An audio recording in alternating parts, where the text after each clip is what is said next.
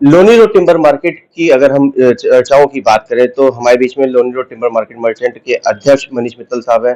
हर बार उठता है कि अब चोरी होगी, अब डिमार्टेशन होगा, कल से निशान लग जाएंगे, वगैरह वगैरह। सर, क्या कुछ कहना चाहेंगे फिर से चर्चाओं में हमारी लोनी रोड टिम्बर मार्केट? देखो, अच्छी बात है, हमेशा चर्चाओं में रहना चाहिए। व्यक्ति का नाम जो है दूर दूर तक जो है चर्चाओं में रहने से ही होता है। और मैं तो इसे अच्छा मानता हूँ कि पूरे प्रत्येक नागरिक के जुबान पे जो है लोनी रोड है तो एक चर्चा का विषय रहेगा, तो हमारी मार्केट का नाम होगा और निश्चित तौर पर धंधा भी मिलेगा। जब लोगों को मालूम चलेगा लोनी रोड पे टिम्बर मार्केट है तो जो नहीं जान पा रहे थे वो तक वो भी जान गए हैं। और ऐसी ऐसी परिस्थिति है कि मतलब कि उसको कहाँ से कहाँ तक जोड़ते हैं समझ में नहीं आता है। अभी मैं एक कहीं पे किसी का कोई कमेंट पढ़ रहा था, उस व्यक्ति ने लिखा है कि मैं यहाँ से मात्र मेरे ख्याल तकरीबन उसका घर जो है 4 या 5 किलोमीटर दूर है, लोनी रोड से 4-5 किलोमीटर दूर और टूवर्ड्स किशन नगर की तरफ है। वो क्या लिखता है कि लोनी रोड पे जाम लग जाता है तो उसकी वजह से ट्रैफिक मेरे घर के आगे से निकलता है। कहाँ लोनी रोड और कहाँ कृष्णा नगर? मैं मतलब बताऊं 4-5 किलोमीटर दूर है। तो ये ऐसे ऐसे लोग हैं जो चर्चा बनाए रखते हैं। ठीक है, उनका अपना भाव है और वो किस वजह से बना के रखते हैं, क्या उनका उद्देश्य है, क्या उनका पर्सनल लालच है, इस बात का तो मैं संज्ञान नहीं ले सकता। परंतु Loni road timber merchant and trader association एक करीब करीब 250 दुकानों की एक एसोसिएशन है, जिसमें परिवार है पूरा, एक ही परिवार है। और ये तकरीबन 1.5 किलोमीटर के स्पैन में फेस टू फेस दुकानें हैं, जिसमें कि टिम्बर, प्लाईवुड, पेंट, हार्डवेयर, गिलास और इन दुकानों के अलावा ये तो हमारी एसोसिएशन में है। उसके अलावा भी करीब करीब 150 दुकानें हैं जो अदर ट्रेड की हैं, जो छोटी मोटी और दुकानें हैं। तकरीबन 10,000 परिवारों की आजीविका इस रोड के माध्यम से चलती है। तो ऐसा मेरे को ध्यान में है कि 10,000 परिवारों की आजीविका इस रोड के कम से कम भी। और मैं एक चीज आपके चैनल के माध्यम से और बताता हूँ, जमुना पार का ये दूसरा ऐसा बाजार है जो सबसे बड़ा रेवेन्यू सरकार को टैक्स के रूप में देता है। दूसरा सबसे बड़ा बाजार है जमुना पार का, जो रेवेन्यू सरकार को देता है टैक्स के रूप में। तो ऐसा भी यहाँ का है। मनीष जी, आज से क्या नाम है मार्किंग शुरू हो जाएगी, कल से शुरू हो जाएगी। व्यक्ति फिलहाल अगर हालातों की बात करें तो क्या किस स्टेज पे? देखिए, हर आदमी को बोलने का अधिकार है। मैं बहुत ज्यादा लीगली मैं आपको कई बारी बता भी चुका हूँ। 2023 के अंदर में एक हाई कोर्ट का एक ऑर्डर है 2023 में। उस हाई कोर्ट के ऑर्डर में साफ साफ मेंशन्ड है कि आप जो है, हम लोगों को एक रिप्रेजेंटेशन दिल्ली सरकार को 6 लोगों को हम लोगों को देनी थी। उसमें पीडब्ल्यूडी है, दिल्ली सरकार है, डीसी एमसीडी है, एमसीडी है, डीडीए है, एसडीएम है, रेवेन्यू है ना। इन सब लोगों को हमने एक रिप्रेजेंटेशन देनी थी। उस रिप्रेजेंटेशन का 6 हफ्ते के अंदर में इन लोगों को रिप्लाई करना था कि हमने जो रिप्रेजेंटेशन दी है, और उसके बाद में कुछ भी एडवर्स एक्शन अगर हमारे खिलाफ उस रिप्रेजेंटेशन में जो ये बना के देंगे होता है तो हमारे से बातचीत करके ही आगे कार्रवाई करना था। ऐसा 2023 में ऑर्डर था। उसके बाद में कोई एक महानुभाव कोर्ट गए और वो उस चीज को छुपा करके कोर्ट में एक सिंगल साइडेड एक पार्टी बनाया इन लोगों को, और इस चीज का उन्होंने भी जो पार्टियां बनाई, जो डीसी और ये सबको 2023 का ऑर्डर को छुपा करके कोर्ट से छुपा करके एक ऐसा ऑर्डर ले लिया जिसका वो सरासर गलत है, सरासर गलत है। आप कैसे छिपा सकते हैं? सार्वजनिक ऑर्डर था और उसमें पार्टी बनी हुई है 6 की 6।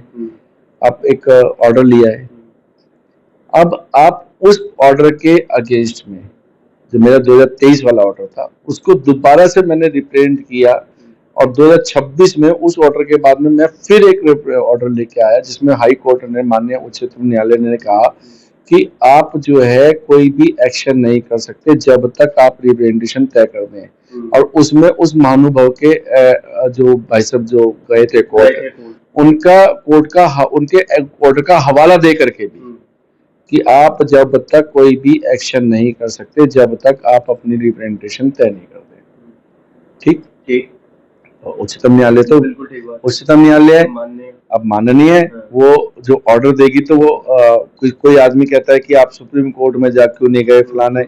हम क्यों जाएं जब सुप्रीम कोर्ट, जब हाई कोर्ट मेरा कोर्ट वो एक्सेप्ट कर रही है, उसको लगता है कि अभी मेरे लायक ही चीजें हैं तो मैं ही ऑर्डर करने लायक हूँ, तो उन्होंने ऑर्डर किया है ना। फिर मनीष जी जब इतना सब कुछ हो रहा है तो क्यों ये बार बार चीजें उठ करके आती हैं? हर साल ये क्या है कि अभी मतलब कि जैसे एक ऑर्डर जो है ये राजनीति की शिकार है सब चीजें। लोनी रोड में मैंने बताया 10,000 परिवारों की आजीविका चलती है। पता नहीं हम लोग इन लोगों के वोटर हैं या नहीं है। व्यापारी इनका दुश्मन कब से बना किसी भी नेताओं का। मैं किसी एक पर्टिकुलर नेता का नाम नहीं ले रहा हूं, सभी जितने भी जनप्रतिनिधि हैं, जितने भी छोटे प्रोटोकॉल से लेकर के बड़े प्रोटोकॉल तक, सबकी जुबान पे कि रोड तोड़ दो। बिल्कुल सबकी जुबान पे रोड तोड़ दो और एक ही बात कहते हैं, हमने करा दिया, हमने करा दिया। इस रोड पे रहने वाले जो दुकान चलाने वाले व्यक्ति हैं, मैं अन्यथा कोई बातें नहीं कहता, मैं किसी और रोडों के विषय में नहीं कहता क्योंकि सारे मेरे भाई हैं। बिल्कुल ठीक बात। किसी का भी नुकसान होगा, कहीं भी होगा, किसी भी रोड का होगा। पूरी दिल्ली के अंदर में 1962 का जो मास्टर प्लान है लागू करके दिखाए ना, मैं उस जनप्रतिनिधि को मान जाऊंगा जो ये कह दे कि मैं आज ही रिट पिटीशन लगाता हूं कि 1962 के अंदर में जितनी जहां जो रोडें थी या 2021 के मास्टर प्लान में जहां जो रोडें थी उतनी चौड़ी कराने का मैं जो है आज प्रण लेता हूं। मैं उस जनप्रतिनिधि को मान जाऊंगा। करके दिखाए ना, करके दिखाए। बिल्कुल बहुत बड़ी बात है ना। क्या एक लोनी रोड ही बची है पूरे दिल्ली के अंदर में कि एंटायर पूरे दिल्ली के जनप्रतिनिधि एक चीज के पीछे लग गए कि लोनी रोड तोड़ दो? हम क्या इस देश के वासी नहीं है? हम इस देश के वासी नहीं है क्या? हमारे को क्या वो कहीं ऐसे मानते हैं जैसे रोहिंग्या है हम लोग? हम इस देश के नागरिक नहीं है क्या? भेदभाव है, किस तरह का भेदभाव है? क्या इस देश के हमारे को जीने का अधिकार नहीं है? मनीष जी हमारे को व्यापार करने का अधिकार नहीं है? मनीष जी आपने कहा कि जनप्रतिनिधि पीछे लग रहे हैं, क्या आरडब्ल्यूए या एनजीओ वाले भी पीछे लग रहे हैं क्या? आरडब्ल्यूए एनजीओ ही तो हैं जो जनप्रतिनिधि के पास जाते हैं और जनप्रतिनिधि समझते हैं कि केवल यही हमारा वोट बैंक है, केवल यही वोट बैंक है। मार्केट एसोसिएशन के लोग तो वोट बैंक मानते ही नहीं है। वो तो कहते हैं ये तो जो है कहीं से ऐसे व्यक्ति आए हुए हैं, कौन से ऐसे मतलब कि जिसे कहते हैं बहुत गरीब देश के लोग यहाँ हमारे आके बस गए जिनको हमें निकाल करके बाहर करना है। ऐसी मानसिकता लेकर के हमारे विषय में सोचा जाता है। किसी भी हमारे रोड की बैठकें हो रही हैं, क्या कोई एक जनप्रतिनिधि बता देगा कि उन्होंने हमारे को नोटिस किया कि इस आपके विषय में बैठक हो रही है, आप आइए? बिल्कुल ठीक। आरडब्ल्यू को बुलाते हैं, एनजीओ को बुलाते हैं। अरे जिसका बिगाड़ने जा रहे हो उसको बुलाओ ना। सही बात है, उसको बुलाओ ना। बिगड़ेगा क्योंकि कारण है सच्चाई से झूठ मुंह नहीं छुपा सकते। जब मेरे को बुलाएंगे तो मैं उनको सच्चाई दिखाऊंगा, सच्चाई से अवगत कराऊंगा प्रशासन को। एक एक चीज के एक एक कागज एक एक एविडेंस दिखाऊंगा। मैं कभी भी आपके चैनल पे मैं वो एविडेंस बोलूंगा नहीं, मेरे पास बहुत सारे एविडेंस हैं, है ना, लाइन लगा के एविडेंस है। दर्शकों को बता देते हैं एविडेंस मनीष जी ने हमें दिखाए हुए हैं। अगर एविडेंस की बात करें, इतने एविडेंस है कि पूरी लोकसभा छिन भिन हो जाएगी। निश्चित तौर पे, है ना, परंतु क्योंकि इनको डर है कि ये प्रशासन, जो प्रशासनिक लोग हैं, उनको जो है एविडेंस दिखाएगा, एविडेंस दिखाते हुए प्रशासनिक लोग पीछे हट जाएंगे। तो मैं कहता हूँ भाई, तुम्हें जो है मेरी सड़क लेनी है ना, लो ना, लेकिन चोर कह के नहीं ले सकते। हम साहूकार है, हमारी जमीन है। मनीष जी, ऐसे में जब जब ये बातें उठती हैं, व्यापारी भाई परेशान हो जाते हैं, डिप्रेशन में आ जाते हैं। एक्चुअली में क्या है कि ना, जिस दिन कोई हादसा हो गया इन जिन प्रतिनिधियों को, उस दिन पता चलेगा। कोई बेचारा जो है हार्ट अटैक से मर गया, जब बुलडोजर का कोना लगता है ना, जो धोखे से लगाते हैं, जो धोखे से लगाएंगे, अगर सच्चाई लगानी है तो आओ ना मेरे सामने, अपने कागज लेके बैठो, मेरे को, मैं आपको ऐसे ऐसे, मैंने तो आपको दिखा रखे हैं पर्सनली तौर पे, मीडिया पे कभी भी चैनल पे मैं सामने नहीं दिखाऊंगा, मेरे को कोर्ट में दिखाने के लायक हूं मैं, है ना। तो आए ना मेरे सामने, किसी दिन किसी व्यक्ति का, इस बाजार में कम से कम भी 50 व्यक्ति तो ऐसे हैं जो 90 वर्ष की आयु से ऊपर है, और जब बुलडोजर लगता है ना, और सन 65 से हम लोग यहाँ बैठे हैं सन 65 से। मैं छोटा सा कानून बता देता हूँ आपको, सुप्रीम कोर्ट की गाइडलाइन है कि 35 वर्ष से ऊपर कोई व्यक्ति कहीं बैठा हुआ है और किसी भी अथॉरिटी ने उसको कभी नोटिस नहीं किया, तो मालिकाना हक, तो उसका मालिकाना हक है, उसका मालिकाना हक है। यहाँ तो अपनी प्रॉपर्टी पे बैठे हैं, मैं तो सरकारी प्रॉपर्टी की बात भी कर रहा हूँ आपसे। सरकारी प्रॉपर्टी पे कोई भी व्यक्ति 35 वर्ष से ऊपर हो गए बैठे हुए, और वो, उसको किसी भी अथॉरिटी ने कभी नोटिस नहीं किया कि तू उसको खाली कर, नोटिस हिंदी खाली करने का, तो पेपर मांगे नहीं मांगे मुद्दा नहीं है, खाली करने का नोटिस नहीं किया है, तो उसके पास कोई अधिकार नहीं है उसको खाली कराने का। तो ये एक छोटा सा एग्जांपल दे रहा हूं मैं, ये तो मैं सरकारी जमीन का, हम तो अपनी जमीन पे बैठे हुए, ठीक है ना। तो 12 साल वाला किराएदार का भी आपको मालूम ही है, ठीक है ना। तो अनेकों अनेक चीजें हैं। मैं क्योंकि RWA NGO, इनको कमेंट मैं कभी इसलिए नहीं करता, ये भी हमारे बीच के भाई है, हमारे साथ रहने वाले लोग हैं। प्रतिदिन हम जो है जब दुकान से निकलते हैं तो सामाजिक काम के अंदर में हम लोग मिलके काम करते हैं, ठीक है ना, साथ मिलके काम करते हैं।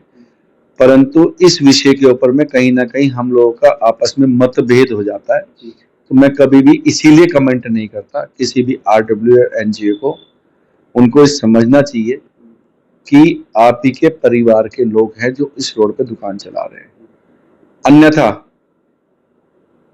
जितनी भी रोडों पे जहां भी व्यापार चल रहा है, वो व्यापार ही सरकार को रेवेन्यू देता है, वही सरकारें ही चलती हैं रेवेन्यू से, उसी रेवेन्यू से सरकारें चलती है, जिससे आप सड़क लेते हो, जिससे आप सीवर लेते हो, जिससे आप पानी लेते हो, है ना। उस रेवेन्यू के माध्यम से ही आपको सारी सुविधाएं मिलती है जो सरकार देती है। सरकार के पास अलग से कोई पैसा नहीं आता। चुनाव में चंदा भी मैं चंदे की तो बात ही नहीं कर रहा, मैं तो एक जनरल जो रेवेन्यू की बात कर रहा हूँ, मैं रेवेन्यू की बात कर रहा हूँ।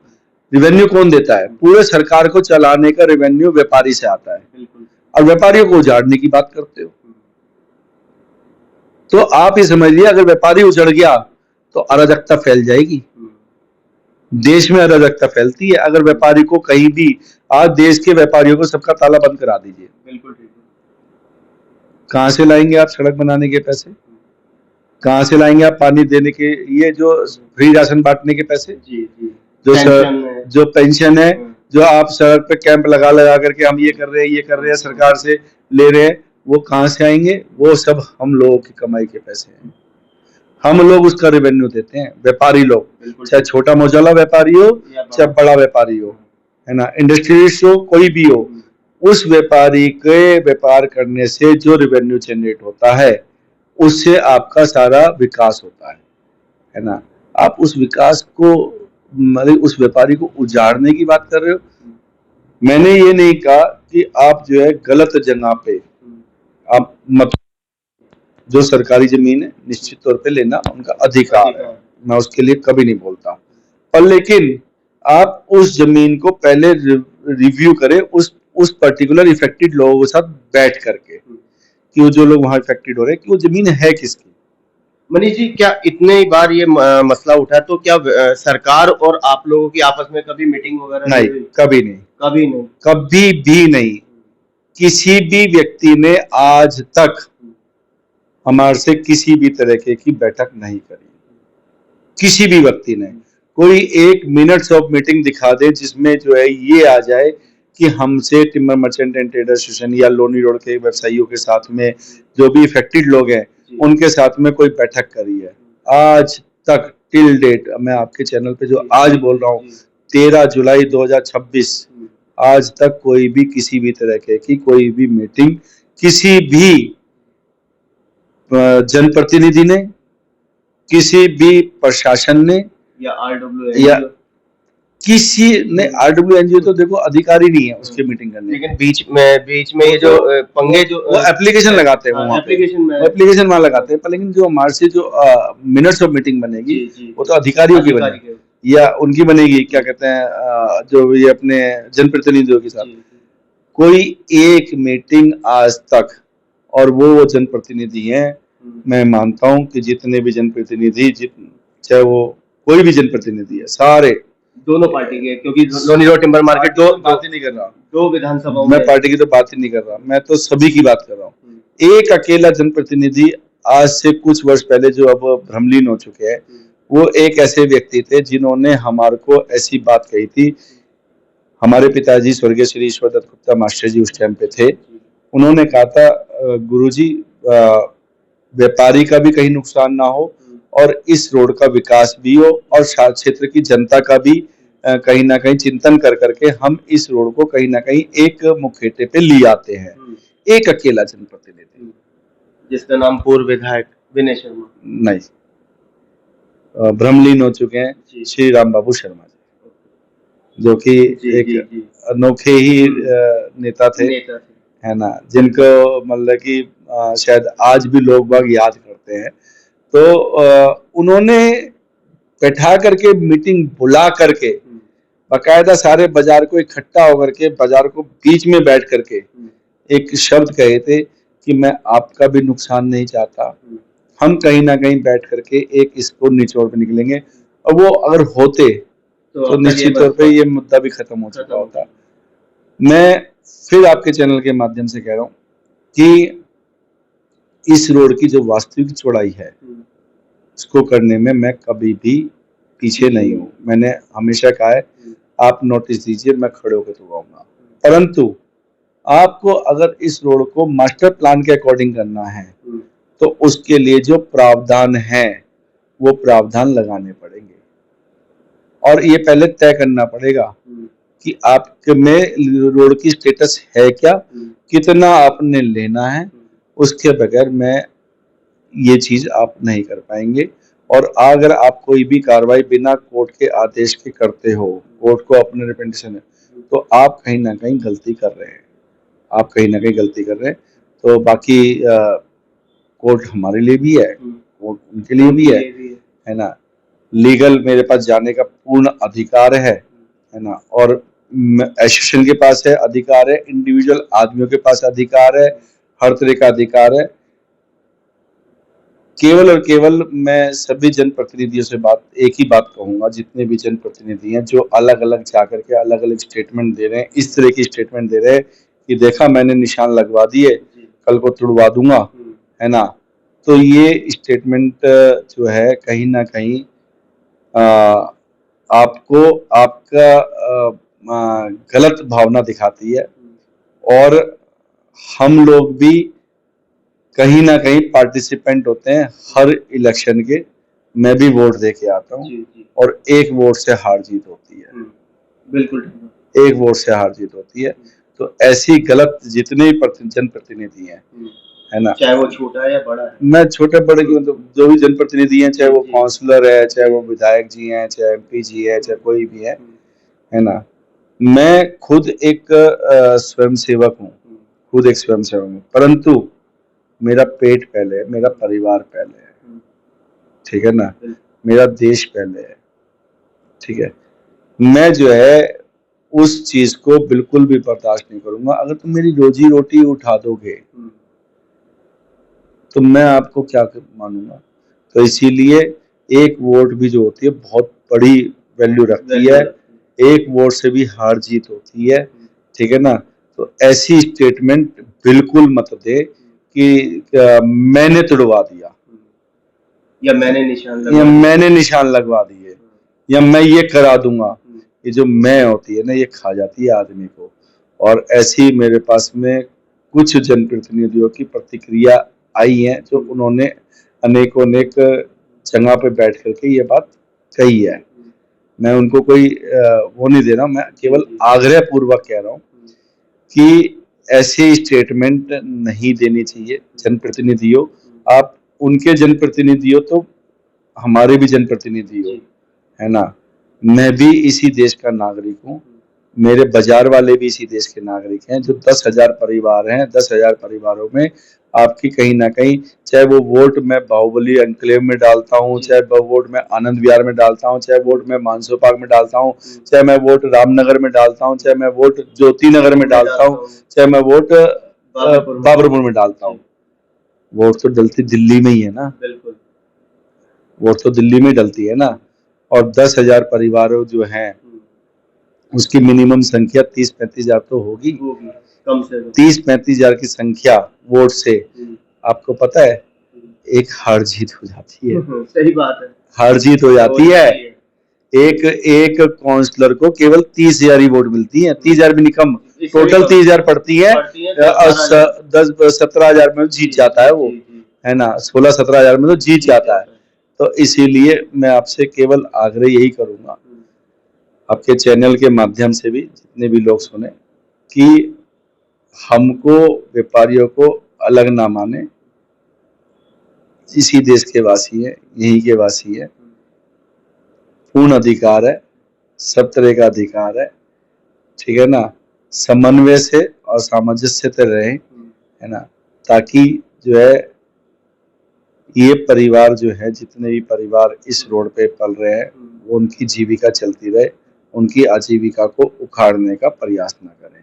मैं जब तक हूं, मैं एक बात का प्रण लेता हूं, मैं इस रोड पे जितना मेरा प्रयास हो सकेगा लीगली और इलीगली, और मेरे एंटायर एसोसिएशन, पूरी एसोसिएशन का तमाम सदस्य है, मैं खाली कार्यकारिणी का एंटायर सदस्य है। ये लोनी रोड जो है हमारी मातृभूमि है, देश हमारा मातृभूमि होता है ना, तो लोनी रोड हमारी जननी कर्म और हमारे कर्म स्थान है। तो अपनी जननी को, अपनी माँ को तो जड़ने नहीं दूंगा, चाहे जो मर्जी कर।